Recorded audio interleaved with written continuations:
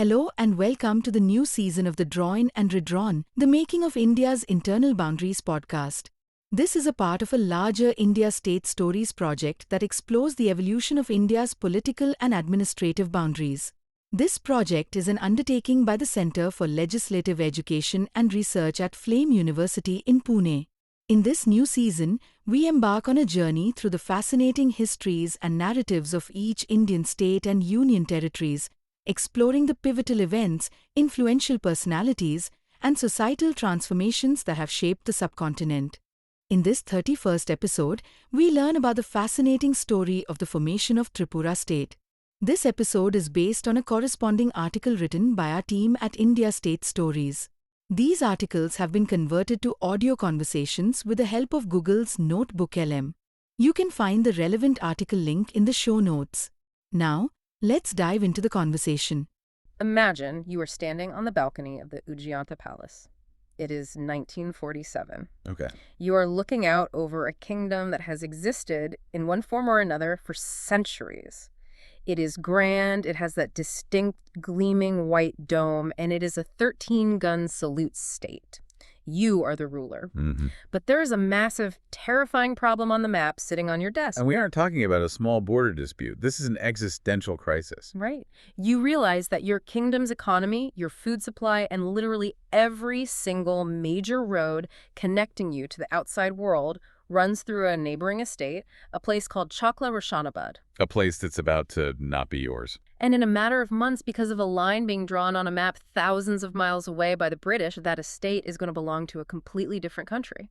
It creates a genuine sense of claustrophobia just thinking about it. You are effectively being walled in. It really does, because today we are doing a deep dive into the making of modern Tripura and looking at the source stack, the merger agreements, the State Reorganization Commission reports, these old district maps. This isn't just a history lesson, this is a survival story. Absolutely. It is about a monarchy suddenly decapitated by tragedy, a queen regent trying to hold a fracturing state together, and a demographic shift so massive it completely rewrote the identity of the region. So our mission today is to understand how Tripura navigated this chaos. How do you go from a princely state that's totally isolated to a union territory and finally to a modern Indian state with a governance model that is frankly unlike anything else in the country? It's a fascinating journey. Yeah. And to understand the gravity of it, we have to start with the status quo before the chaos, before the lines were drawn in 1947. Set the scene for us. The notes mention this was a 13-gun salute state. For anyone who isn't a history buff, what does that actually mean in the hierarchy of the British Raj? Was it just ceremonial? It was a measure of prestige and autonomy. The British ranked the princely states based on gun salutes. 13 was significant. Okay. It meant Tripura wasn't just a minor chieftainship. It was a recognized kingdom, with a lineage tracing back centuries. But here is the fascinating detail that really matters for our story. Unlike many other princely states, Tripura didn't have a British resident breathing down the Maharaja's neck every day. So they weren't being micromanaged. Exactly. They fell under the governor of Bengal, sure, but they enjoyed a very high degree of internal autonomy. They were used to doing things their own way. The Maharaja was the supreme authority within his hills. But that autonomy masked a severe vulnerability. And this brings us back to that Chakla Roshanabad problem I mentioned in the intro. I was reading through the economic notes in the source material, and the word devastation keeps coming up. Why was this one estate so critical? To understand the severity, you have to look at the topography. Tripura is largely hilly. It's beautiful, lush, but it's difficult terrain for large-scale agriculture. The plains, the flat, productive, revenue-generating agricultural lands were mostly in this neighboring zamindari called Chakla Roshanabad. And a zamindari is essentially a feudal estate, right? Correct. It's a land-holding estate. Now, here's the nuance. The king of Tripura managed this estate. He was the zamindar. So the revenue from Chakla Roshanabad flowed directly into the Tripura royal treasury. Okay, so the king manages it, he collects the rent, it's his personal property. In a way, yes. But here's the catch. Geographically, Chakla Roshanabad was part of the plains of Bengal. It wasn't in the hills of Tripura proper. And critically, the population there was majority Muslim.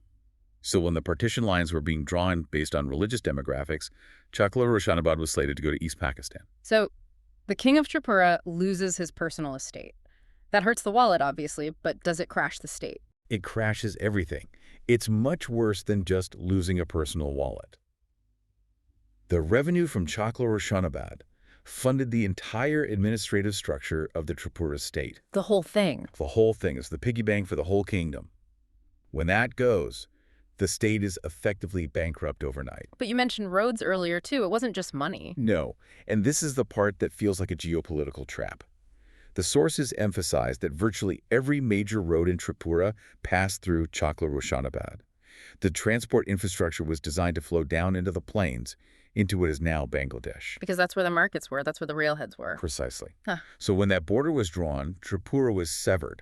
It was isolated from the rest of India, specifically Assam, because there were no rail or road connections through the difficult hills at that time. Right. Imagine a house where the only door opens into your neighbor's yard, and suddenly your neighbor puts up a brick wall. That is a nightmare scenario. You're cut off from India by mountains, you've lost your revenue source and your road network to East Pakistan, and you're landlocked. That was the reality. And right at this moment of existential crisis, political tragedy struck. Maharaja Bir Bikram, who was a forward-thinking ruler trying to navigate this, passed away in May 1947. Oh, wow. Just months before independence. Talk about the worst possible timing. He hadn't made a final decision on accession. So suddenly, there is a power vacuum. You know who steps in? A minor. His son, Prince Kirit, was too young to rule. So the weight of the world fell on the widow Maharani Kanchan Prabha Devi. She became the regent. I can't even imagine the pressure she must have been under. You're grieving your husband, the roads are blocked, the money is gone, and you have to decide the fate of a kingdom while two new nations are being born around you. And she wasn't just dealing with external borders. The internal situation was boiling over. We often look back at these mergers as just a signature on a paper clean and done, but the files show that Tripura was facing internal fragmentation. The sources highlight two specific groups here that would seem to represent opposite ends of the spectrum. There was the Senkrak and the Tripura Raja Gana Mukti Parishad. Right, let's break those down. On one side, you had the Tripura Raja Gana Mukti Parishad, or TRGMP. These are the pro-democracy forces. Okay. They wanted to end the monarchy. They saw the writing on the wall. The British were leaving. Democracy was coming to India. And they wanted power to shift to the people. Which puts immense pressure on the queen. But the Senkrak sounds different. Very different. The Senkrak represented a deep-seated anxiety among the tribal population. They were an organization that opposed merging with India entirely. But their platform wasn't just anti-merger, it was specifically anti-Bengali. So they were pushing for the expulsion of Bengali. Exactly. They were advocating for the expulsion of Bengalis from the state. This is a really early sign of that demographic tension we see later in the region's history, isn't it? This is 1947-48. Absolutely. We see the seeds of it right here. There was already an inflow of refugees post-partition, and the indigenous tribal population was feeling the pressure. The Senkrak was the violent manifestation of that fear. So visualize the Maharani's position then. I mean, she is balancing the Indian government in New Delhi, the loss of her territory to East Pakistan, pro-democracy activists wanting her out, and tribal insurgents wanting to close the borders. It sounds like an impossible situation. Stability must have been the only priority. That's exactly how the analysis frames it. She chooses stability. She realizes a small, isolated monarchy simply cannot survive on its own in this environment. So in 1949, she signs the merger agreement. Let's look at the fine print of that deal. When she signs that paper, what did Tripura actually get? What was the trade-off? Well, formally, Tripura merged into the Dominion of India on October 15, 1949. But it didn't become a state like we think of today. The agreement classified Tripura under Article 239 of the Constitution. Article 239, that sounds like legalese for New Delhi runs the show, doesn't it? Pretty much. It meant Tripura wasn't a full state with a governor and a legislature. It was administered directly by the President of India through a chief commissioner. So they traded autonomy for security. Yes. Regarding the monarchy itself, the Maharaja was granted a privy purse, essentially a tax-free pension of 3.3 lakh rupees a year. They also retained full ownership of their private properties and religious rights. But politically, the monarchy ended. So they signed the papers, the flag goes up. But that wasn't the end of the struggle, was it? The notes describe this period as being in limbo. It was exactly that administrative limbo. It became what was known as a Part C state in 1950. In the early Indian Republic, states were categorized A, B, and C. Right. Part A were the big former British provinces. Part C meant you were centrally administered, you had very little local democratic power, you were essentially a federal outpost. And being small and isolated, I imagine there was a risk of just disappearing into a larger neighbor. That risk was incredibly real. This brings us to the close call mentioned in the source material, the State Reorganization Commission, or SRC, in 1955. The SRC was the body tasked with redrawing the map of India based on language, right? Correct. They were looking at the map and trying to make sense of these messy borders. Their initial proposal for Tripura merged it into Assam. Wow. So Tripura as a distinct entity would have just ceased to exist. It would have been a district in Assam. That was the plan. The argument was purely pragmatic. Tripura is too small, it's financially unviable, and it's geographically isolated. Why not just fold it into the larger state of Assam to handle the administration? I can imagine that didn't go down well with the people of Tripura. There was massive pushback. The people, the political parties, even the former royals, they fought to retain their separate identity. They argued that they had a distinct culture and history that would be swallowed up if they became just the backyard of Assam. And they won that fight. They did. When the final report came out, Tripura's separate status was retained.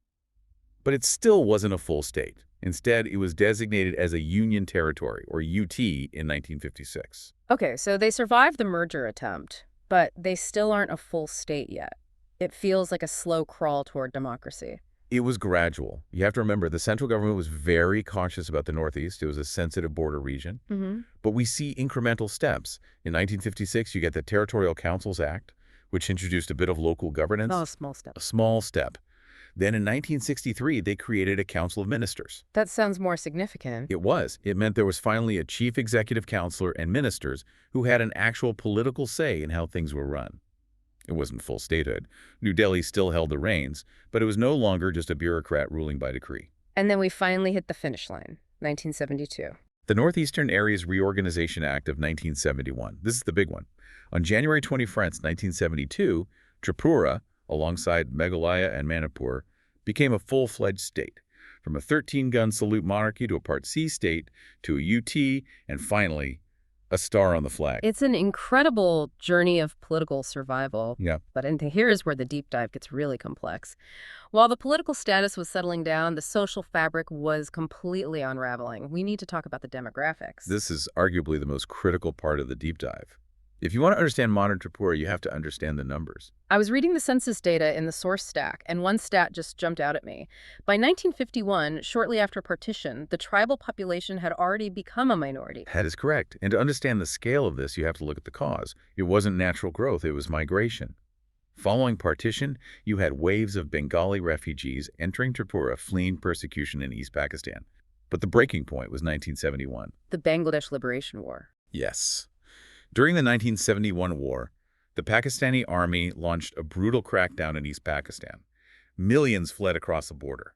Tripura, a small state, housed over 16 lakh. That's 1.6 million refugees. Wait, 1.6 million? What was the population of Tripura at the time? The total population was only about 1.5 million. So the refugees actually outnumbered the locals at the peak of the crisis. They did. That is staggering. The infrastructure must have been collapsing. It was overwhelming.